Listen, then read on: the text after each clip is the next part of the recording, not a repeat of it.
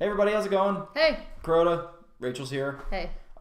We just got out of the theater and we watched Solo, a Star Wars story, which we were a little reluctant about at first, I think, right? Yeah, I wasn't super excited about seeing the movie initially, but she just was like, hey, you want to go see a movie? Yeah, the theater in town has, cheap tickets, so we're like, might as well. So we decided, why not? We'll go see it.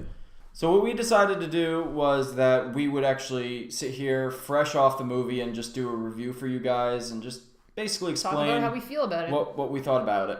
But before we go any further, I just want to say, now's your chance, and it's in the title. This is going to be full of spoilers, so if you haven't seen Solo, a Star Wars story, and you intend on seeing it, don't keep going if you don't want to get spoiled. So with that being said, what were your thoughts on the movie? What do you think? Well, as you know from the walk back when we talked about it, I didn't hate it. I liked elements of it. It was entertaining overall, but I wouldn't say I loved it. There was a lot of things that kind of irked me. And I feel like as far as the new films go, this is definitely the weakest one. Of the four, yeah. Mine, I think overall my experience with it was slightly more positive, but I think I'm mostly in your camp. Maybe we could talk about like what the strengths and weaknesses were of it. Sure. So I guess we can go with the strengths first. For me, I thought the guy who played Han, wasn't as good as he should have been, but he was better than I thought he would be. I thought he was going to be really bad. I honestly didn't think he was going to be that bad, but I didn't really like him that much. Yeah, I thought he did an okay job. It was passable. I wasn't necessarily convinced it was Han. He had a few moments where I thought he really did, like, there'd be a couple little angles they'd catch him and he'd like smile or something, like, oh yeah, that does remind me of Han, but it was difficult to sometimes, like, that suspension of, what is it, suspension of disbelief. It was a little difficult to, like, I don't know, to really place him as Han, in my opinion. I totally agree, and I know, go ahead, please. As I said to you, I felt like, I get that it was his, like, formative years, blah blah blah. He wasn't the Han he is in the original series, but like the way he was depicted was like a little disappointing. Like he was kind of like a side character in his own movie. Well, he looked like he was almost like a I think he was supposed to be probably, I would guess, early 20s in the movie. Yeah. And in the original series, he's like, what, 30 or something, early 30s? Well, the actor, or Harrison Ford, was like 40 or something. Oh, like he that. was? Yeah. Okay, yeah. So there you go. Yeah. I mean, he was supposed to be older than those guys, but I mean, he was close, but no cigar, in my opinion, in terms of his performance of Han Solo. But for me, overall, he was better than I expected. His acting wasn't really that great. And also the thing is, as I was telling you, this is kind of mean, but I feel like his voice was just way wrong, you know? And he has no control over that, but his voice was like, hi, I'm Han Solo, you know? It was just like so nasally and like... it was just weird. Like, no offense to him, but it was just not Han Solo, you know? The other two actors that I want to really give kudos to are, first of all, what's his name? Donald Glover, who played Lando. Yeah, he did a fantastic job. Yeah, I heard good things, and he didn't disappoint. He did a fantastic job. And I love the way they depicted Lando. He was funny and like accurate. He did, like it. When I saw him, I was like, yeah, that's Lando. I had no. I kind of wish they gave him just the mustache rather than all of it, but that's okay. It doesn't matter. I feel like the way they look doesn't matter as much as the way they act and the way they speak. And I feel like he just had the intonation right, like the way he spoke, you know? He had the Billy D. Williams charisma. He did. He certainly did. He was good. When he said to Emilia Clarke, he's like, you look gorgeous tonight, or something. That's Lando. And also, just as a fan... And being somebody who has really wanted to see Lando in the newer films anyway, it was nice that they at least did his character. I love Lando, which was cool. So he was always one of my favorite characters in the early series. I also thought Woody Harrelson's character was great too. I can't think of his name right now, but Bennett, I don't know, something like that. Yeah. But I thought he was good. I liked his performance. He did a good job. Woody Harrelson is a good actor, but like he always sticks out like a Thor thumb in any movie. Thor thumb. You said Thor thumb. Sore thumb. It's late. I almost said it's tired. It's like almost 10 o'clock, so it's my bedtime. But anyway, he always sticks out like a sore thumb. It's like, Woody Harrelson is on the Millennium Falcon? Like, why? But he is a good actor, you know? He was good, he was good. And his character was cool. And, I think those those three, their performances were really good. I really, really liked that. Mm-hmm. Oh yeah, nice job. I should have. I'm an idiot. I don't have the Han Solo. We have one that says "I know" and has Han Solo on it. Yeah. Here it is. Cheers. Cheers. Even though there's nothing. I also can't drink this because it's too hot. Yeah. Still. So look at this man. Look at this beautiful man. Do you think that the guy? I don't know. Do you think the guy who played him? I don't even know the actor's name. Is this man? No one is that. Yeah, no one is that. No one is Harrison Ford. Anyway, back to the review. So the acting was overall. I'd give like the cast. I don't know. The rest of the cast was pretty good. I mean, the guy who played Han wasn't bad either. I'd give him like a B. They didn't do too bad. No one was horrible. No one was horrible. I will say that. Yeah. And again, if you have like the prequels to like compare it to as well, then it was still probably better than all the prequels. Yeah, probably. It had less cringy moments. Yeah, for sure. In terms of placing it within the Star Wars, how do you want to call it? Universe? Hierarchy, whatever. I'd put it like right above the prequels. Mm-hmm. It was certainly agreed. Yeah. It was certainly like you said, the weakest of the 4 new movies that have been released. Mm-hmm. I will say though, from what I understand from production, that it was pretty troubled, and they fired the original director, and they had Ron Howard come in to pick up the pieces and all that. They did do it a good job. Mm-hmm. I think Ron Howard really did if. Yeah, I mean it was a good movie. Yeah, if it was really if the movie was really in dire straits the way they said it was, then he did a really good job. Yeah, pulling it together. What else could I say positively about the film? The action sequences were cool. The story was cool. Yeah, the story was cool. I liked the story. Yeah, I thought it was a unique story. It was good. Yeah. There were some moments that were kind of like, I don't know. They didn't really grab me. I agree though. I was saying I feel like the first part was weaker and then it picked up as it went on. Yeah, it started off very awkwardly. I think you're definitely right. It was just kind of weird. I didn't. Yeah. Yeah. You could tell it was a different kind of film. It's not the same. It had a different It was kind of Rogue One-y, in my opinion. It was like Rogue One tone-wise. Yeah, but it was different than Rogue One at the same time. Mm-hmm. I think given the fact that it's a movie about Han Solo, it was probably good the way they did it because it's not, it's not of the Star Wars mainline series ilk of that kind of story. It's more of it feels like a side story, but yet it still feels like its own complete story. It's not like this big epic good versus evil kind of story. Yeah, yeah. I don't know if you want to talk about negatives now. Sure. Negatives. Let me think about that. I feel like I had so many things to say. Why don't you start off? Okay, let's see. Negatives for me. Again, to reference the actor who played Han Solo, he was better than I thought, but he still didn't meet the expectations I would have had. I wouldn't have picked that guy if it was me. Mm-hmm. I wouldn't have picked him as Han Solo.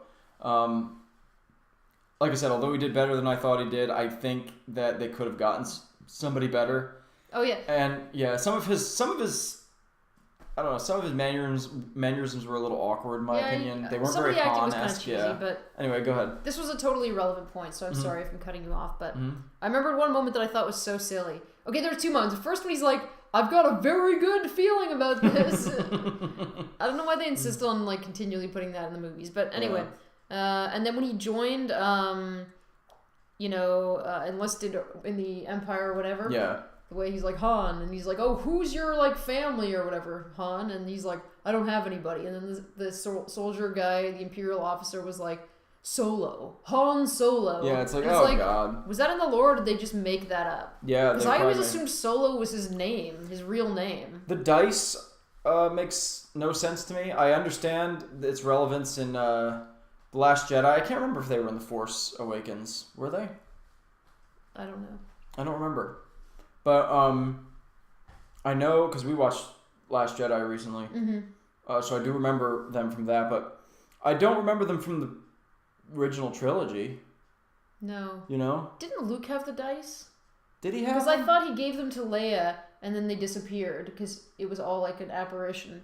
Or maybe he didn't really have them. Maybe he just like made them appear. You know? Well, I mean in the original trilogy. Oh, I'm talking about The Last Jedi. I'm talking about the original trilogy. I don't remember their significance. I don't remember that, but we could always watch again. Mm-hmm.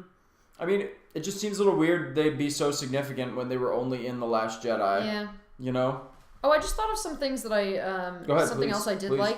I like that there were so many nods to the original trilogy. Like, yeah. Like Chewbacca playing that hologram game on the I almost said the Enterprise. You know I'm tired. On the Millennium Falcon, and like the way some of the costumes were the same. Like Woody Harrelson's character was wearing like the same outfit that Lando used to sneak into Jabba's palace in Return of the Jedi. Yep, that was great. That was like nice. That. But at the same time, it's like he kept that outfit for 2 decades. It seems a little weird, you know. So. Oh yeah, but it was still cool to see it. Yeah, that was cool. And then sorry, weak points. I got off track. Weak points. I'm trying to think of what else. I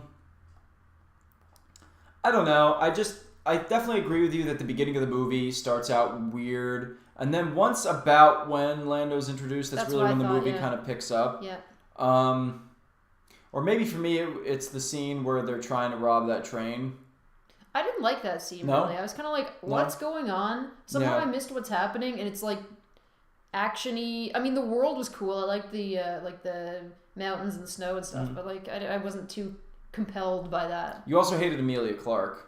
I don't like Emilia Clarke. That's a personal bias, I think. I just don't really like her as an actress. I just find her annoying. I thought she was good in the movie. She's not a bad actress. There's just something about her that just bothers me. I'm just tired of seeing her. You know? By the way, and that's right, this is spoiler, so I can say this, but do you remember at the end? There's like the little group of mercenaries, led by that like red-haired girl. Yeah. Do you know the one like short like little guy? Uh-huh.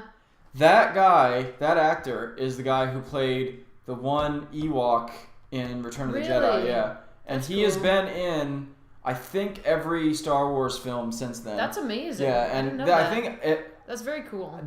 He may. No, I think actually in episode 1 you can actually see his face in it, but this is one of the first movies that I remember that I've seen where he really stands out and he plays a role. So that guy, that's cool. Yeah. So wait, which Ewok he played? Wicket? Wicket, yeah, the main Ewok. Wow. Yeah, he was a kid when he played him. The guy's name is escapes me right now. Warwick Davis. Aside from Peter Dinklage, he's probably the most famous little person actor. That's so cool. Mm-hmm. Yeah. Little trivia there for you. I noticed that. I meant to point that out to you in the theater, but it was getting pretty action packed at that part. I also, by the way, really like the ending of that movie. Be more specific. The whole when I like that Han did the right thing, but I like that Han did the right thing, but I also like the way everybody kind of betrayed each other. Mm-hmm. I thought that was pretty cool. I don't know. And do you want to talk? Excuse me. Do you want to talk about the cameo?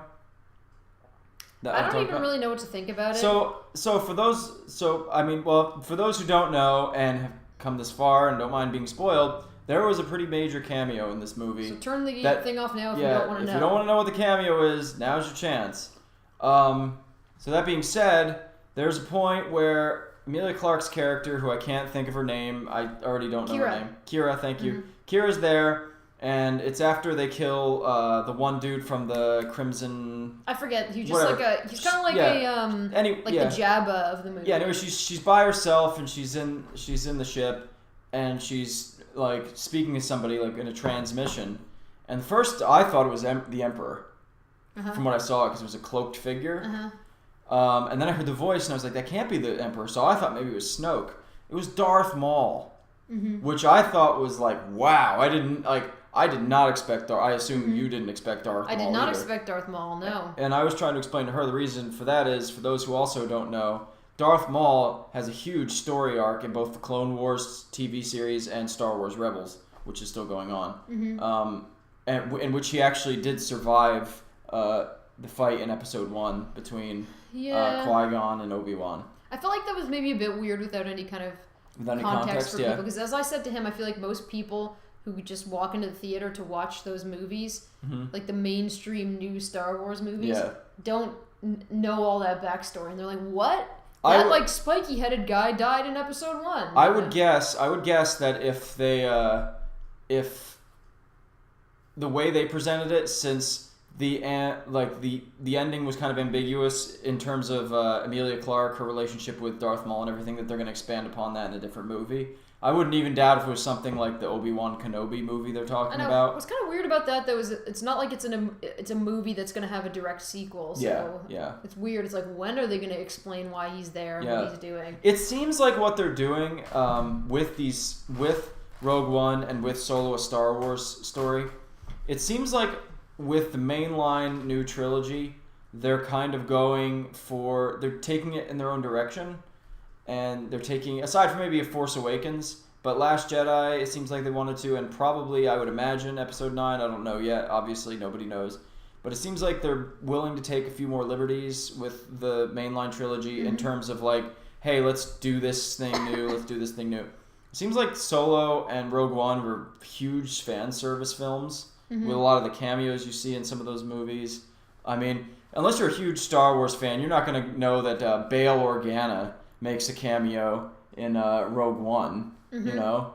And do you remember that? And he's like, I'm going to go, I got a Jedi friend I can ask. I'm going to go back to Alderaan. And it's like, no, don't go back to Alderaan. Don't go back to Alderaan, Bail.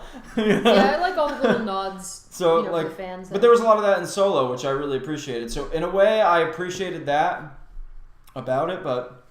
and overall, I enjoyed the movie. I'm surprised, for me, how much I enjoyed the movie. Like I said, the acting was decent. Particularly the guy who played Han, better than I thought. Still could have been better, but whatever. The overall story was really good. I really enjoyed it. The special effects were good. The story was good, yeah. It didn't look too cheesy, really. No. I have to say that's one thing that Disney has over probably even the original trilogy, is that the special effects are really good. You know? And certainly over the prequel trilogy. Yeah. It looks good. That it's never really too cheesy. The CGI doesn't look overdone. It looks good, you know. It seems like they still use some practical effects, which is nice. So anyway. I forgot to mention one of my favorite things about the movie is just that, and I told you this on the way home, as with Rogue One, I like that we're seeing more of like the places and the things that were important between...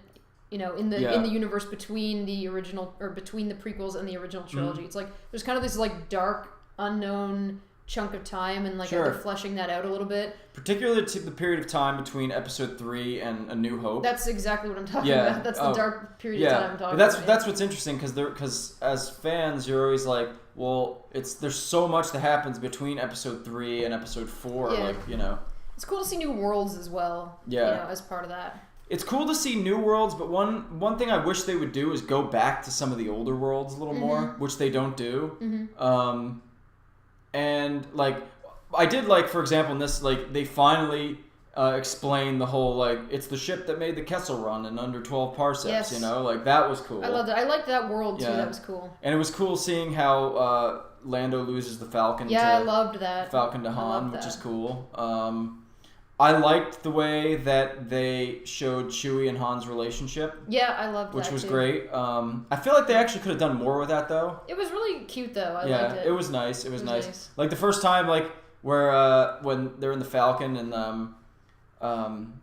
Emilia Clarke's sitting in the co-pilot seat, and then Chewie starts doing some stuff. It's like, you're how old? 190 or something like that? And he's like, sit here. And then you see them sitting there for the first time. It's like, oh, that's awesome, It's cool. So, I don't know if that's the scene you said that you thought was a little cheesy. I thought it was a little cheesy in general. Yeah, but it was kind of cool. When Han got onto the Falcon... First of all, I don't know if you noticed the music anytime Han and the Falcon were, together. Yeah, when they first showed him... When he first saw it, it was, like, this cheesy music, and, like... Then they would show him on the ship, and, like, he just got this big smile on his face. It was, like, kind of dorky. Yeah. It's like, wow, Han and his ship together at last, Yeah.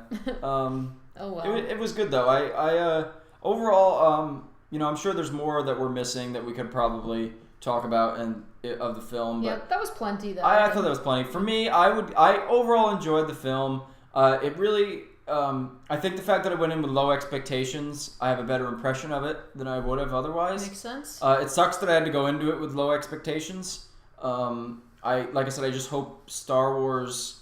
I hope Star Wars continues to be good, and a lot of people are complaining that there's been too much of it, and that it's they're going in the wrong direction in certain ways. And some of that I agree with. Some of that is just the usual Star Wars fans complaining because they just complain about everything. Yep. Yes. Yeah, and me being a massive fan too, I feel like I can say that. Yeah, it's just so beloved that people are going to complain no matter what. It makes sense. I understand why. But, overall, I'd give it like a 6.57 out of 10, which wasn't bad. I agree. Again, weakest of the four Disney Still films. an entertaining movie. Still an entertaining movie. Still worth seeing. Really good, yeah. Still probably better than the prequels, too. I know that's not saying much. Yeah. And I don't mean to crap on the prequels a lot. I actually do enjoy the prequels. They're just not great. They're just not great, no. Except episode 1. I do really like that's episode kind 1. of like a chat for another day. Yeah, that's another chat for another day. But overall, if you guys haven't seen it, at this point, sorry to spoil the whole friggin' movie for you. But you should go see it. It's really good. So, make your own informed decision. We enjoyed it. Yeah. I'd see it again, I'd see it again. Yeah, I'd see it again, and I'll look forward to seeing whatever other movies they decide to make. I just hope the franchise continues to be good. So we'll see. Agreed. Cool. All right, guys. Well, thanks for checking out our video. Appreciate it. The last Star Wars video did really well. We were very surprised by how many people watched it. So thank you guys, everybody who watched it, and we'll see you guys next discussion. And as I think you said last time, may the Force be with you. Peace, everybody.